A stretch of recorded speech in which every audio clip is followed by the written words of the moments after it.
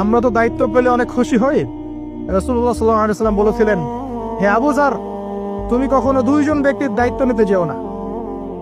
যদি দুইজন ব্যক্তির দায়িত্ব নাও, যেন তোমাকে ছুরিবিহীন জবাই করে ফেলা হয়েছে।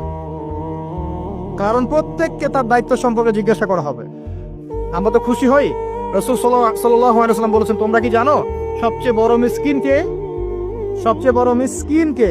দরিদ্র কে? সাহাবীরা বলছেন, আমরা তো মনে করি যার কাছে অর্থ সম্পদ কম সেই বড় মিসকিন। আল্লাহ রাসূল বলছেন, ভুল। শোনো, সবচেয়ে বড় মিসকিন সেই ব্যক্তি যে ব্যক্তি পরকালে অনেক নেকি নিয়ে উঠবে। নামাজ, রোজা, হজ, যাকাত, উমরা, হজের নেকি, বিশাল বিশাল নেকি। এরপরে সে দেখবে সামনে মানুষ দাঁড়িয়ে আছে, কারো গীবত করেছে, কাউকে তহমত দিয়েছে, কাউকে অপবাদ দিয়েছে, কারো টাকা চুরি করেছে, কাউকে অন্যায়ভাবে জুলুম করেছে, কাউকে পিটিয়েছে, কারো সম্পদ লুট করেছে ইত্যাদি। তখন আল্লাহ পাক বলবেন, শোধ করে দাও। কিভাবে শোধ করা হবে? ফেরেশতারা জিজ্ঞাসা করবেন। আল্লাহর পক্ষ থেকে হুকুম আসবে, এই ব্যক্তির নেকিগুলোকে ওদের আমল নামায় কনভার্ট করো। বলছি শেয়ার ইট পাস করে দাও। ওটা আরো বড় টেকনোলজি হবে ইনশাআল্লাহ তাআলা। বলার সাথে সাথেই আপনার নেকি আমার নেকি দেখা যাবে চলে গেছে, নাউজুবিল্লাহ।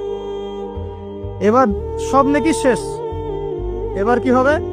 অর্ডার আসবে, তাদের গুনাহগুলোকে এই ব্যক্তির আমলনামায় চাপিয়ে দেওয়া হবে। এরপর আল্লাহ পাক বলবেন, ইকরা কিতাবাক, পড়ো তোমার কিতাব। ওয়া কাফা বিনাফসিকা আল-ইয়াওমা আলাইকা হাসিবা, আজকে তুমি তোমার হিসাব নেওয়ার জন্য যথেষ্ট।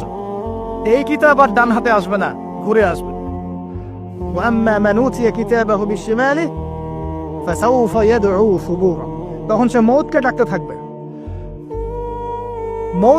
থাকবে, হায় আজকে আমার একটা মৃত্যু দিয়ে কাজ হবে না, 1000টা মউত আমার দরকার।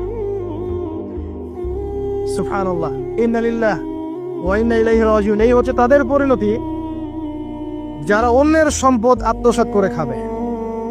আল্লাহ পাক আমাদেরকে বোঝার তৌফিক। নবীজি বলছেন, যখন দেখা যাবে সমাজের সবচেয়ে দরিদ্র শ্রেণীর মানুষ, স্যান্ডেল কেনার টাকা ছিল না, কাপড় পরার টাকা ছিল না, এই শ্রেণীর মানুষ রাখাল মানে গরু ছাগল চড়াতো, এই শ্রেণীর মানুষ উঁচু উঁচু অট্টালিকা নির্মাণের প্রতিযোগিতা করবে। ভালো করে বোঝেন, নবীজি বলছেন না ধনীরা, সমাজের ধনীরা অট্টালিকা নির্মাণের প্রতিযোগিতা করবে। নবীজি এই কথা বলছেন না হাদিসে। নবীজি বলছেন সবচেয়ে দরিদ্র শ্রেণীর মানুষ, রাখাল শ্রেণীর মানুষ, স্যান্ডেল নাই, গায়ে জামা নাই, এরা উঁচু উঁচু অট্টালিকা নির্মাণের প্রতিযোগিতা করবে। করছে কিনা? কিভাবে সম্ভব? এই শ্রেণীর মানুষের অট্টালিকা নির্মাণের কম্পিটিশন করা কিভাবে সম্ভব?